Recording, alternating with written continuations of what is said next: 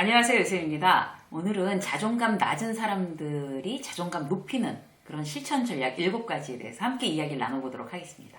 자존감에 대한 책도 많이 나와 있고요. 영상도 많은데 우리는 왜 이렇게 다들 자존감에 관심이 많을까요? 스스로 자존감이 떨어진다라고 생각하는 분들이 굉장히 많고요. 그리고 그 떨어진 자존감 때문에 행복하지 않다거나 인간관계가 힘들다거나 아니면 본인의 목표를 이루는 것도 어렵다거나 그렇게 이제 일상적인 어떤 상황에 대해서 불편함을 겪는 거죠. 자존감이 높아지면 나는 더 지금보다 행복해질 거야 라고 생각하기 때문에 자존감에 대해서 다들 관심이 많은 것 같습니다. 사실이고요. 자존감이 높으면 자존감이 떨어지는 거에 비해서 훨씬 더 행복한 거 사실입니다. 그래서 오늘은요, 난 자존감이 좀 떨어져 라고 생각하신다면 오늘 말씀드리는 이 전략을 같이 열심히 실천하셔서 자존감을 좀 끌어올리는 그런 계기가 됐으면 좋겠습니다. 오늘 교재로 쓸 책은요, 비벌리 엔젤의 자존감 없는 사랑에 대하여입니다. 원래 이 책은요, 자존감이 낮은 여자들이 정말 그 사랑할 때 어떤 게 문제가 되는지 이제 이런 부분에 대해서 나와 있는 책인데, 제가 이 책을 읽다 보니까 꼭 여자만의 문제로 이게 국한될 게 아니더라고요. 그래서 전반적으로 자존감이 떨어지시는 분들을 위해서 이제 어느 정도 우리들이 이제 편하게 이렇게 딱 마음에 와닿게 제가 이제 부분적으로 이제 좀 수정을 해서 여러분들한테 같이 나눌 거예요. 첫 번째는요, 과거 문제를 현재도 계속 끌어안고 사는 경우에는 자존감이 떨어집니다. 그럼 이제 이걸 반드시 해결하고 넘어가야 된다는 어떤 과제가 우리들한테 떨어지는데요. 그 어떤 건가 하면, 예를 들어서 이제 내 자존감이 떨어지는 원인이 과연 뭘까를 이제 스스로 생각을 해보는 거예요. 그러면 예전에 내 발목 잡고 있는 그런 사건들, 이런 게 이제 떠오르는 분들이 계실 거예요.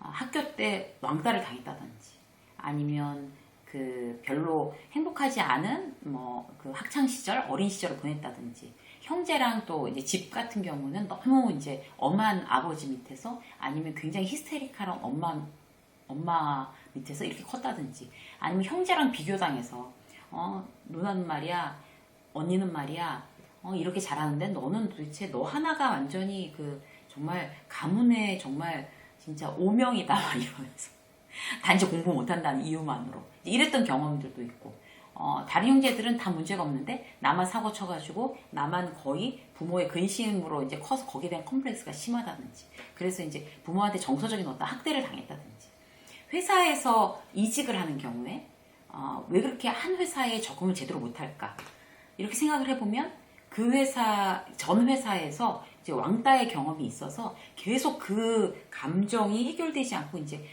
끌어안고 사느라고 그 다음 회사에 가서도 제대로 적응 못하는 거죠. 이제 이런 거는 사실 우리 발목을 잡는 게 어떤 건지를 정확히 내 스스로 파악해서 그걸 해결하고 넘어가려는 어떤 시도가 가장 처음 필요합니다. 이거는 스스로 해결할 수밖에 없는 과제인데요. 누가 대신해 줄 수 없는 거고, 일단 용기를 내는 게 되게 중요하겠죠. 예를 들어서 이제 부모한테 이제 정서적인 어떤 학대를 당해서 그렇게 컸기 때문에 그게 멍이 들어서 이제 그런 이제 나의 자존감이 굉장히 떨어지고 인간관계에도 굉장히 의기소침해진다 이렇게 생각이 든다면 부모님한테 그 얘기를 털어놓는 거예요.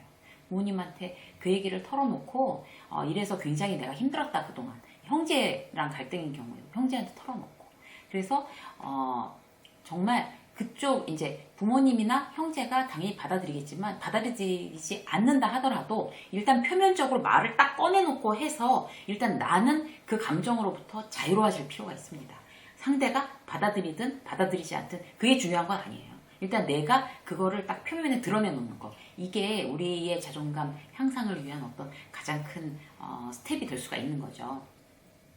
회사 같은 경우에도 이제 회사에서 왕따 당한다, 은근히 이제 따돌림 당하는 그런 경우들이 많아서 회사를 옮기시는 분, 인간관계 때문에 회사를 옮기시는 분 계시는데, 회사를 옮기면서도 그 이유에 대해서 정확히 얘기 안 하고 그냥 옮기는 경우가 많죠. 그러면 그 다음 회사에 가서도 그런 과거의 문제가 이제 끌어안고 있기 때문에 누가 뭐라고 한마디만 해도 그걸 내가 색안경을 끼고 오해를 하고 이제 바라보게 되는 거예요. 또 나 따돌리는 거 아니야? 라고 생각할 수가 있잖아요.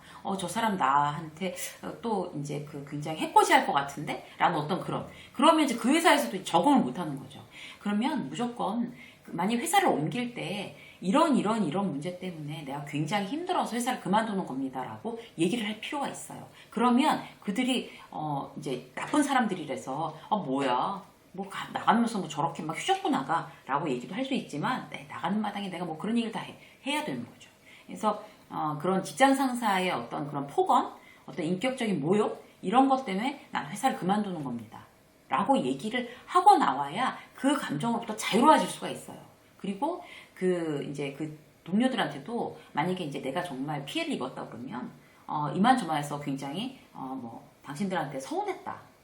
이런 오해가 있었나 본데 그것 때문에 힘들었고 그래서 내가 그만두니까 뭐 다음에 오는 어떤 그런 뭐 경력 사원이나 이런 사원들한테 좀 잘해줬으면 좋겠다. 라든지 내가 내 입 밖으로 내가 듣게끔 그들과 얘기를 해서 그 감정으로부터 내가 자유로워지고 더 이상 그 감정을 내가 끌어안고 힘들게 멍들면서 살지 않겠다라는 결심이 나를 일단 자유롭게 합니다. 그리고 그런 계속 이렇게 반복되는 어떤 감정적인 어떤 상처나 그 억압에서 이제 좀 내가 자유로워질 수 있는 거죠. 그래서 꼭 내가 너무 자존감이 떨어진다. 내가 어디 적응을 잘 못한다라고 하면 그런 부분에 대해서 이제 생각해보고 그 문제부터 이제 해결하는 어떤 그런 부분들이 필요할 것 같고요. 두 번째는 창의적인 활동. 이거는 정말 전문가들이 누구나 다 자존감에 관련된 책을 보면 어디에나 빠지지 않고 나오는 그런 얘기인 것 같아요. 창의적인 활동. 그러니까 내가 어떤 창의적인 활동을 하면 나의 자존감은 반드시 100% 올라갑니다. 그래서 제일 추천드리고 싶은 건 이제 글 쓰는 거. 전 글 잘 못 쓰는데요. 소설이나 무슨 에세이를 쓰시라는 게 아니라 그냥 이제 낙서. 그리고 이제 인스타 같은 데다가 왜 이렇게 세 줄 일기 이런 것도 되게 요새 유행이잖아요. 그런 거 굉장히 좋은 것 같아요. 딱 세 줄만 쓰는 거예요. 일기를 딱 세 줄만. 그래서 오늘은 어땠고, 굉장히 좋았고, 이런 건 굉장히 힘들었고, 이런 부분들을 이제 쓰는 거죠. 그런 글쓰기도 굉장히 도움이 되고, 그리고 이제 악기를 배운다든지, 아니면 가구 만든다든지, 가죽공예, 사진 찍기, 일러스트 배우기, 이런 거 다 관심 없고 하고 싶지도 않아요. 라고 하면 요리도 괜찮아요. 요리도. 이제 요리 얘기를 제가 잘 안 하는 이유가 뭔가 하면 제가 그쪽에 너무 관심이 없는데 이 요리 굉장히 좋아요 라고 이제 말씀드리는 게 제가 좀 민망해서 항상 말씀을 안 드리는 거예요. 근데 저 같은 사람은 요리를 무서워하는 편이고 요리를 굉장히 즐거워하시는 분들도 많잖아요. 그래서 내가 자존감이 떨어지는데 다른 취미가 별로 없다. 그러면 요새 요리책들 인터넷에도 많이 나와 있고 유튜브에 많이 나와 있고 전 책으로 된 어떤 그런 요리책을 사서 이제 하시는 거를 제일 권장드려요. 색감도 되게 좋고 그런 책 보면 굉장히 기분이 일단 좋아지거든요. 그 중에서 하나 골라서 내가 이제 그 요리를 시도해 보는 거예요. 특히 한식이나 이런 것보다는 좀 굉장히 이국적인 요리 있잖아요. 태국 요리, 이태리 요리, 아니면 프렌치 이런 거 그런 거를 그런 또 이런 향신료나 이런 거 좀 특이한 그런 거 이제 보통 우리가 이제 일반적으로 맛볼 수 없는 거 그런 거 사다가 그런 요리를 배우고 누군가에게 그런 요리를 해주고 이러는 부분들이 상당히 도움이 됩니다. 그러니까 나의 자존감을 높여주는데 다른 데 취미가 없다고 하면 요리도 대단히 좋은 그런 이제 창의적인 활동이니까 한번 시도해 보시기 바라겠습니다. 세 번째는 뭔가 하면요. 사람에 대해서 지나친 의존심을 버리는 거예요. 이런 거 있잖아요. 절대적으로 이제 누구 때문에 산다. 내가 너 때문에 산다 이런 거. 이제 특히 여자분들 같은 경우는 자식한테 그렇게 매달리고 또 남편한테 그렇게 매달리고 또 남자들 같은 경우는 그렇게 아내한테만 그렇게 매달리는 경우는 사실 잘 못 봤는데 친구 남편 중에는 아내한테 그렇게 집착하는 남편도 있기는 해요. 그럼 이제 그 아내가 너무 지치고 힘든 거죠. 이제 남편이 정말 자기하고만 얘기하고 자기하고만 어디를 놀러 가고 싶어 하고 같이 취미 활동도 하고 싶어 하고 항상 같이 있기를 원하니까 나이를 들면 들수록 여자들은 남편이 이렇게 덜 필요하잖아요. 여자들끼리 놀러 가는 거 좋아하고 이러는데 그런 것 때문에 굉장히 고민하는 친구들이 있어요. 그러니까 어디를 가도 꼭 자기랑 같이 가야 되고 그런 이제 남편에 대해서. 그런데 이제 좀 드문 케이스고 주로 여자들이 이렇게 가족한테 누군가 어떤 대상에 대해 집착하는 경우가 많은 것 같아요. 제 친구도 아들한테 굉장히 집착해요. 그러니까 아들이 이미 회사를 다니고 있는데도 신입사원으로 들어갔어요. 그런데 그 아들이 언제 퇴근하는지 그거 확인해야지 마음이 놓이고, 그리고 막 그 회사에서 오늘 하루 잘 지낸 것 같으면 본인도 기분이 좋고, 오늘 회사에서 힘들었다고 그러면 본인도 막 불안해지고, 막 이런. 그러니까 아들이랑 감정이 동일선으로 가는 거죠. 그래서 저렇게 하면 안 되는데 라는 거를 굉장히 좀 친구들이 걱정을 해요. 그래서 어떻게 장가 보낼래? 막 이러면서 이제 농담처럼 하는데도 이제 그런 경우에는 어떻게 해서든지 그 어떤 대상에 대해서 이제 지나친 의존심을 버리는 게 나의 자존감을 높이는 데 도움이 됩니다. 그래서 누구 때문에 사는 게 아니에요. 그러니까 사람에 대해서 집착한다는 거는 그 사람한테도 별로 좋은 일이 아닌 거죠. 나한테는 물론이고. 그래서 어쨌든 만약에 그게 누구한테 유난히 집착한다. 남편 막 집에 들어올 때까지 막 언제 올 거야 막 전화하고, 주말에 남편 이제 회사 안 갈 때는 같이 뭐 할 건지 막 계획 짰는데 남편이 뭐 출장이 잡혔다든지 또 친구들이랑 무슨 낚시를 간다고 그러면 그와 부부싸움하고 막 이제 이러는 경우, 남편에 너무 집착하는 경우, 이런 경우도 문제가 되거든요. 그러면 나 스스로 몰두할 일을 개발하는 거예요. 남편이 늦게 와도, 뭐 아들이 정말 여자친구랑 정말 진짜 막 불타는 연애를 시작을 했어도, 또 딸이 뭐 어떤 일에 굉장히 뭐 이제 몰두하다가 유학을 갔어도, 아니면 또 딸이나 아들들이 뭐 고등학생인데 뭐 공부를 성적이 좋았다가 성적이 나빠지면 뭐 같이 죽을 것처럼 넘어가고, 시험 성적이 기분이 좋았다 나빴다 하고 막 이런 엄마들 많잖아요. 근데 그런 경우에도 일단 떨어져 나올 필요가 있는 거죠. 그런 이제 어떤 집착하는 대상에서. 그래서 나 스스로한테 몰두할 일을 만드는 겁니다. 누구한테 절대로 집착하지 않겠어. 나는 내 힘으로 뭔가 주도적으로 그렇게 세상을 살아가는 경험이 아주 중요합니다. 그래서 늦게 와도, 그들이 성적이 떨어져도, 그들이 회사에서 뭐 신입사원이 힘들어 해도, 어떤 그런 일 때문에 내가 막 같이 기분이 업다운이 되는 이런 게 아니라 믿어주고, 같이 의논해주고, 같이 대안을 만들어주되, 나는 내 스스로한테 몰두할 일이 있어서 어떤 감정적으로 어느 정도 선은 이제 분리되는 그런 어떤 내 일상의 시스템을 만들어 놔야 내 자존감을 높이는 데 대단히 도움이 된다고 합니다. 그래서 이제 이런 데 해당되시는 분들은 그렇게 하시기로 하고요. 네 번째는 뭔가 하면 스스로 결정하는 거예요. 그러니까 왜 결정장애에 있는 분들 계시잖아요. 스스로 결정 도저히 막 못하고 막 이런 분들. 그런 분들이 주로 자존감이 떨어집니다. 그래서 나 스스로 결정하는 부분이 늘어나면 늘어날수록 비례해서 자존감 올라가게 돼 있어요. 비록 그 결정이 이제 실수도 하고 나중에 후회도 할 망정, 내 스스로 내가 결정한다. 이런 부분들이 아주 중요하죠. 그런데 저는 결정장애라서 결정을 아주 못해요. 그러면 방법이 있어요. 아주 작은 것부터 결정하기 시작하는 거예요. 빨리 결정하기 시작하는 거예요. 작은 건 뭔가 하면 내 결정이 잘못됐다고 해도 그다지 대세에 지장 없는 것들 있잖아요. 그렇게 해보는 거죠. 예를 들어서 뭐 점심 메뉴, 오늘 이제 직장인이에요. 점심 메뉴 또 뭐 먹을까? 네가 정해놔. 정하는 대로 그냥 갈래. 뭐 이런 분들 계시잖아요. 그런데 그렇게 하지 마시고 점심에 짜장면을 먹었든 아니면 점심에 무슨 쌀국수를 먹었든 뭘 먹어도 그렇게 대세에 지장 있는 거 아니잖아요. 뭐 한 번 잘못 먹으면 큰일 나는 것도 아니고, 그래서 밥을 먹든 면을 먹든 뭐 냉면을 먹든 사실 뭐 오늘 점심 뭐 이렇게 별로 맛이 없게 먹었네 별로 중요하지 않아요. 그렇게 맛이 없게 먹으면 되죠 뭐. 그래서 그렇게 쉽게 결정할 수 있는 것부터 이제 먼저 해보는 거예요. 점심 메뉴 그러니까 점심 메뉴를 빨리 정하자, 내가 정하자, 막 이런 어떤 연습들을 먼저 해보는 거죠. 자, 오늘은 중국집 가자, 짜장면 무조건 막 그냥 막 30초 안에 결정하는 거야. 이렇게 메뉴판 보기다 볶음밥이야, 짜장면이야, 짬뽕이야, 모르겠어. 막 이렇게 하지 말고, 자, 이건 뭐 틀려도 잘못돼도 별로 중요하지 않아. 자, 짜장면 오늘은. 자, 오늘은 나는 김치찌개. 자, 오늘은 부대찌개. 뭐 이렇게 쉽게 결정하는 그런 습관을 먼저 들이기 시작하면 이게 도움이 되시고요. 그 다음에 뭐 또 어떤 거 있을까요? 뭐 그런 이제 여름 옷 같은 거 사는 거, 사실 뭐 반팔 티 사고 뭐 이러는 거 그렇게 비싼 거 아니잖아요. 그러니까 그런 것도 이제 빨리빨리 이제 정해버렸다는 거죠. 막 정장, 막 수십만 원짜리 정장을 사야 되는 건지 고민을 해야 되겠지만, 우리가 뭐 여름 반바지 사고 여름 티셔츠 사는데 뭐 고민할 게 있겠어요. 그러면 그런 걸 이제 빨리빨리 사버릇을 하는 거예요. 예를 들어서 온라인 쇼핑을 할 때도, 자, 빨리 결정하자. 30분 안에 끝내자. 10분 안에 끝내자. 이렇게 해갖고 하면 이제 스스로 정하는 데 도움이 되고, 미용실 갔을 때 머리 색깔 자, 막 색깔, 막 염색할 때, 막 색깔 어느 걸로 할까요? 막, 이제 그 헤어 디자이너 막, 이게 좋습니다. 하는데 막 결정 못하고, 내가 결정 못하겠어요. 막. 머리 자르는 것도 마찬가지. 자, 염색해도요, 이제 얼마 안 가고요. 그 다음에 이제 바꿔야 되잖아요. 그러니까, 자, 염색하는 거.